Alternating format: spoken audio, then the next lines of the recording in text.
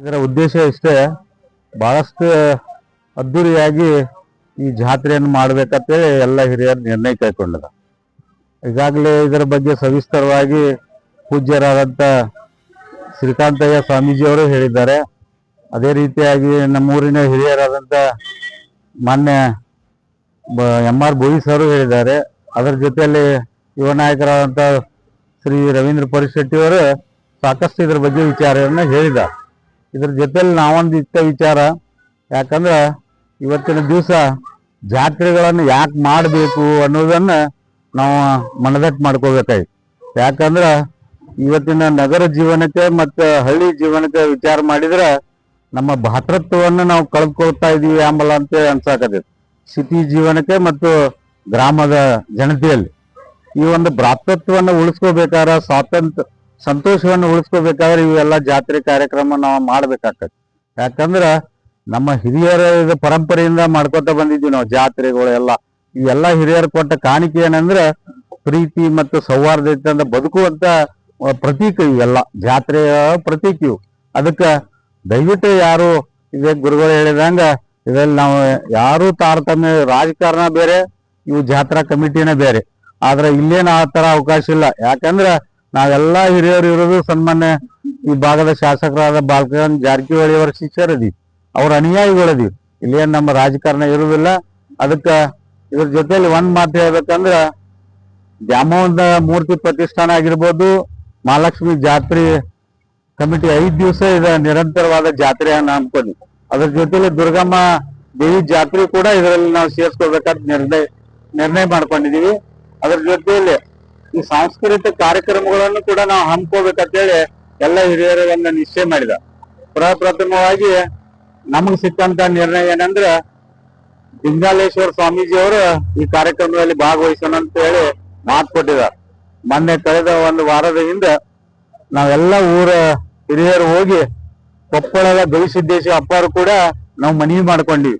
ಯಾಕಂದ್ರ ಇವತ್ತಿನ ದಿವಸ ನಡೆದವಾಡ ದೇವರಂದ್ರೆ ಗವಿಸಿದ್ದೇಶ್ವರ ಅಪ್ಪಾರ. ಅಂತವ್ರ ಒಂದು ಪಾದ ಸ್ಪರ್ಶ ನಮ್ಮ ಗ್ರಾಮಕ್ಕೆ ಆತಂದ್ರ ಈ ಗ್ರಾಮ ಅಷ್ಟೇ ಅಲ್ಲ, ಇಡೀ ಭಾಗನ ಒಂದು ಜೀರ್ಣೋದ್ಧಾರ ಆಗುವಂತ ಒಂದು ಅವಕಾಶ ನಮಗೆ ಸಿಗ್ತೈತಿ.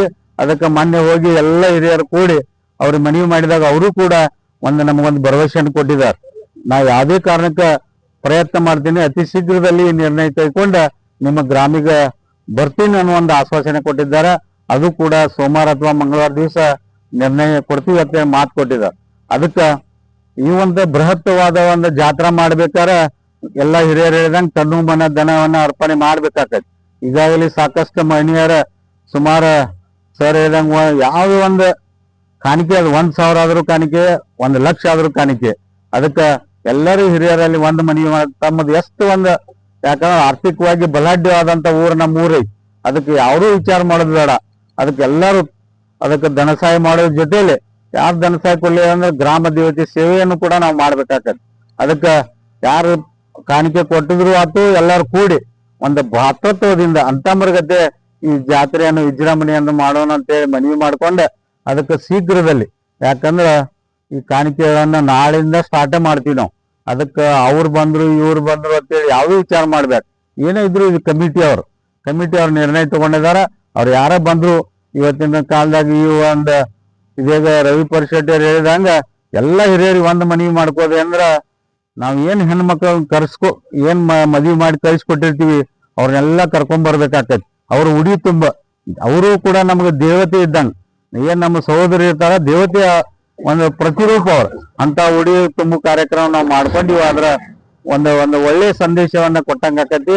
ಅದಕ್ಕೆ ಯಾರೂ ತಪ್ಪದ ಎಲ್ಲ ನಮ್ಮ ಬೀಜರಾತು ಕರೆಸಿ ಮತ್ ಸುತ್ತಮುತ್ತ ಹಳ್ಳಿಯ ನಾಯಕರು ನಮಗೆ ಬೆಂಬಲ ಕೊಡ್ತೀವಿ ಅಂತೇಳಿ ಆಲ್ರೆಡಿ ಆಶ್ವಾಸನೆ ಕೊಟ್ಟಿದ್ದಾರೆ. ಈ ಭಾಗದ ರಡ್ಡೇರಟ್ಟಿ ಇರ್ಬೋದು, ಕಳ್ಳಿಗುದ್ದಿ ಇರ್ಬೋದು, ಮಂಡಿಕೇರಿ ಇರ್ಬೋದು, ಕುಲಿಗೋಡು ಇರ್ಬೋದು, ಸುತ್ತಮುತ್ತ ಹಳ್ಳಿಯವರೆಲ್ಲ ಕೂಡ ಹಿರಿಯರು ಕಾರ್ಯಕ್ರಮ ಭಾಗವಹಿಸುವಂತ ಒಂದು ಮಾತನ್ನ ಕೊಟ್ಟಿದ್ದಾರೆ. ಅದಕ್ಕೆ ಎಲ್ಲರೂ ಕೂಡಿ ವಿಜೃಂಭಣೆಯಿಂದ ಈ ಹಬ್ಬವನ್ನು ಆಚರಿಸೋಣ ಅಂತ ಹೇಳಿ ನಾನು 1-2 ಮಾತನ್ನು ಮುಗಿಸ್ತೀನಿ. ಜೈ ಹಿಂದ್, ಜೈ ಕರ್ನಾಟಕ.